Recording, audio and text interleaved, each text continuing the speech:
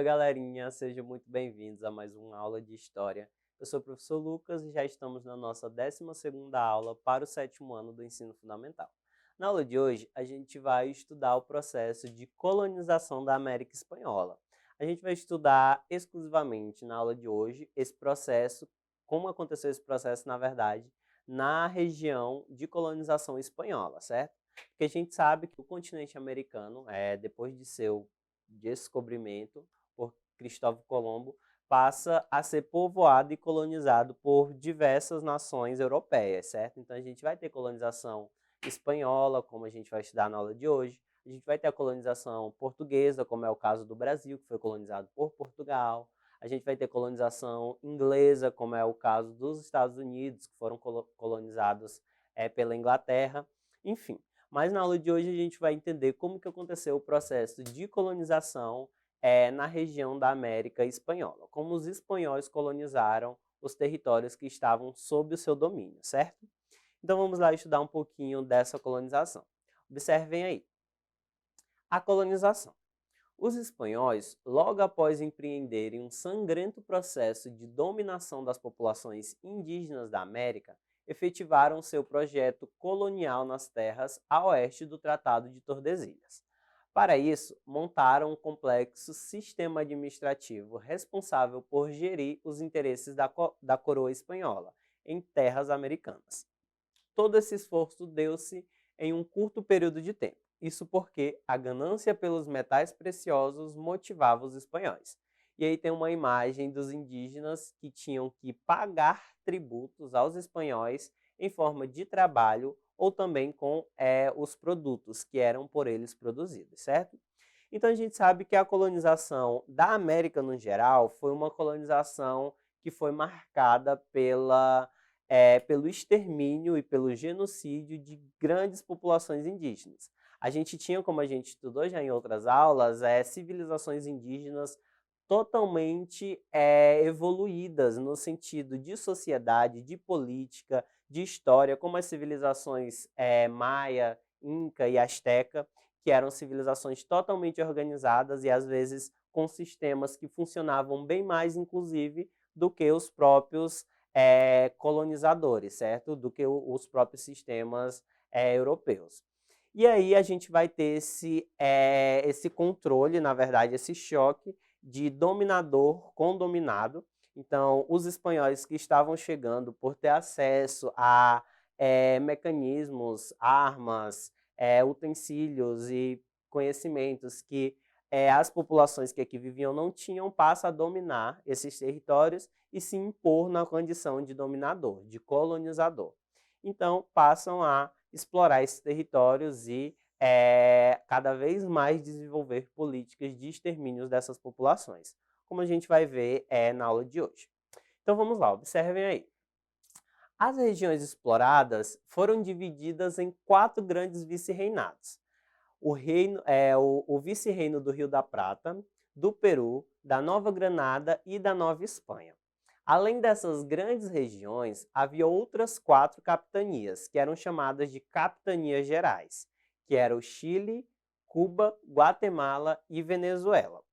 Dentro de cada uma delas havia um corpo administrativo comandado por um vice-rei e um capitão-geral, designados pela coroa, logicamente. Então era sempre a Europa, era sempre o continente europeu que escolhia e designava as pessoas que estariam sobre o comando desses territórios que eram deles. No topo da administração colonial havia um órgão dedicado somente às questões coloniais, que era o Conselho Real e o Supremo das Índias. Esse conselho ele era responsável por mediar as administrações de toda a colônia. Então, tudo que era produzido, tudo que era exportado e tudo que era gerado como uma fonte de riqueza aqui nesses territórios da América Espanhola eram designados à coroa espanhola. Então, tudo passava e tudo ficava com os espanhóis. E aí começa o processo de exploração da mão de obra daqueles que já habitavam esse território, que eram os nativos indígenas. Como vocês podem observar aí no mapa, esse mapa mostra a América Espanhola no século XVIII. Então, como estava dividido o território da América Espanhola? A gente tem os vice-reinos, e também as capitanias explícitas aí nesse mapa. Inclusive, tem até o próprio Brasil, que nesse período ainda não é, não, é fruto da colonização portuguesa, certo? Então, era sob de domínio português. Mas, tirando o Brasil faz parte da América Portuguesa nesse mapa, o restante são os vice-reinos e as capitais, as capitanias gerais, que estavam sob domínio dos espanhóis. Então, é um grande território, como a gente pode ver no mapa, dentro do nosso continente americano. Se a gente pegar, é quase que toda a América Latina, certo? Que foi colonizada pelos espanhóis, excetuando alguns países, como, por exemplo, o Brasil, as Guianas. Então, excetuando esses países, o restante foi colonizado pelos espanhóis. Então, eles têm, por exemplo, em comum, a maioria e a grande totalidade desses países, a falar o espanhol, certo? A língua espanhola. Mas a gente vai entender como que se deu esse processo e como foi esse choque cultural também dentro das populações nativas. Continuando. Todos os colonos que transitavam entre a colônia e a metrópole, então é legal fazer essa distinção, colônia eram esses territórios que estavam sob domínio espanhol, e metrópole era o território espanhol, certo? O território de quem estava colonizando. Então, todos os colonos que transitavam entre a colônia e a metrópole deviam prestar as contas às casas de contratação, que recolhiam os impostos sobre toda a riqueza produzida. Então, além de se produzir riqueza, havia também impostos para a comercialização dessas riquezas que eram produzidas. Além disso, o sistema de porto único também garantia maior controle sobre as embarcações que saíam e chegavam à Espanha e nas Américas. Os únicos portos comerciais encontravam-se em Veracruz, no México, Porto Belo, no Panamá e Cartagena, na Colômbia. Todas as embarcações que saíam dessas regiões coloniais só podiam desembarcar no porto de Cádiz, na região de Andaluzia, que fica na Espanha. Então, tudo tinha que passar por um desses 3 portos, nada poderia ser de forma clandestina ou saindo de um outro lugar, por fazer parte da administração espanhola e desembarcar no porto na Espanha, certo? Então, todo o ouro, todos os produtos, tudo que foi comercializado foi com o intuito de cada vez mais enriquecer os espanhóis. Dentro dessa divisão, a gente tem a sociedade espanhola, que estavam divididas em algumas classes e camadas. Observe. Responsável pelo cumprimento dos interesses da Espanha no ambiente colonial, os chapetones eram todos os espanhóis que compunham a elite colonial. Então, eles estavam no topo dessa nossa pirâmide. Vamos já montar essa pirâmide. Logo em seguida estavam os crioulos. Eles eram filhos de espanhóis nascidos na América e dedicavam-se à grande agricultura e o comércio colonial. Sua esfera de poder político era limitada à atuação junto às câmaras municipais, mais conhecidas como cabildos. Então, a gente tem 2 principais grupos aí, os chapetones, que eram os espanhóis, certo? Nascidos na Espanha, que viviam aqui no território, que compunham toda a elite da sociedade. A gente tinha abaixo deles os crioulos, que eram os filhos de espanhóis nascidos no território já americano, certo? Então, eles eram chamados de crioulos e sua atividade era basicamente destinada à agricultura, atividades comerciais e também a atuação política era limitada aos cabildos, que era uma espécie de câmara municipal. Mas continuando que tem mais, não são só esses 2 grupos. Na base da sociedade colonial espanhola estavam os mestiços, índios e escravos. Os primeiros realizavam atividades auxiliares de exploração colonial e, dependendo de sua condição social, exerciam as mesmas tarefas que índios e escravos. Os escravos africanos eram minoria, concentrando-se nas regiões centro-americanas. A população indígena foi responsável por grande parte da mão de obra empregada nas colônias espanholas.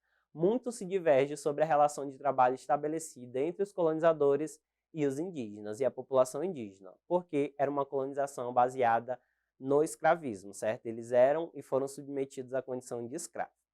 E aí a gente tem aqui a nossa pirâmide, como que ficou a nossa pirâmide dessa sociedade. A gente tem no topo os chapetones, que eram os espanhóis, tinham altos cargos e privilégios. Abaixo os crioulos, que eram os descendentes de espanhóis, mas que tinham nascido na América.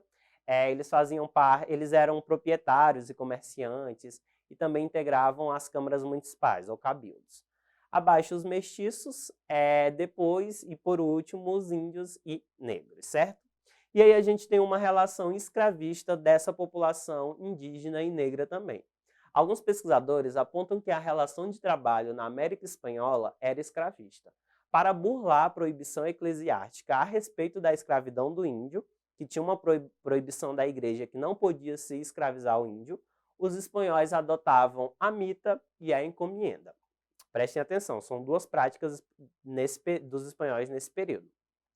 A mita consistia em um trabalho compulsório, onde parcelas das populações indígenas eram utilizadas para uma temporada de serviços prestados. Então, eles pegavam uma parcela da população e destinavam eles, numa temporada, a produzir e fazer um determinado serviço. Então, essa era a mita. Já a encomienda funcionava como uma troca, onde os índios recebiam uma catequese e alimentos por sua mão de obra. Ou seja, os indígenas eram escravos, estavam submetidos à condição de escravo, e em troca eles recebiam a catequese, certo? Eles recebiam ensinamentos bíblicos, a igreja os ensinava. Então era essa troca que era feita, que é uma troca muito desfavorável nesse período, que era chamada de encomienda, certo? E aí, finalizando, no final do século XVIII, com a disseminação do ideário iluminista e a crise da coroa espanhola, devido às invasões napoleônicas, houve o processo de independência que daria fim ao pacto colonial, mas não resolveria o problema das populações economicamente subordinadas do continente americano. Então, a gente tem o início do processo de independência como o marco final do processo de colonização espanhola, certo? Onde cada vice-reino, cada país vai alcançando e conquistando a sua independência.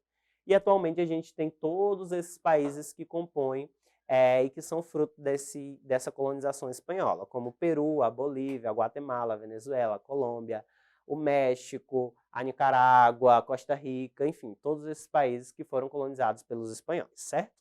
E aí vamos fazer aqui duas questões rapidinho para melhor fixar esse conteúdo. Observem a primeira questão.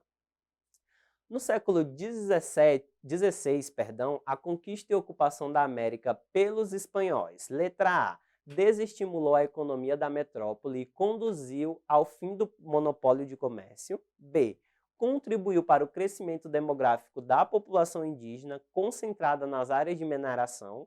C, eliminou a participação do Estado nos lucros obtidos e beneficiou exclusivamente a iniciativa privada. Ou D, dizimou a população indígena e destruiu as estruturas agrárias anteriores à conquista. A alternativa correta é a letra D, certo? Essa conquista e ocupação da América pelos espanhóis vai dizimar a população indígena e destruir as estruturas que já haviam sido construídas anteriores a esse processo de conquista. Segunda questão. No processo de colonização da América, os reis da Espanha concediam aos espanhóis estabelecidos na colônia o direito de explorar o trabalho indígena. Então, eles exploravam esse trabalho indígena, transformavam esses indígenas em escravos, sendo que, em troca, os exploradores deveriam oferecer-lhes uma educação cristã. Então, o trabalho indígena era trocado pela educação da igreja, a igreja os ensinava. Essa prática ficou conhecida por letra A, ayuntamento, B, caudilismo, C, cabildo ou D, encomienda. A alternativa correta é a letra D, certo? Foi a prática chamada de encomienda, que eram duas práticas, a mita e a encomienda, que era uma prática para tentar burlar essa proibição da escravidão da população indígena, certo? Então é isso, eu espero que vocês tenham conseguido compreender a nossa aula. Para ter acesso a ela na íntegra, acessem a plataforma Eduque no site da Secretaria de Educação. A gente vai ficando por aqui. Tchau, tchau e até uma próxima.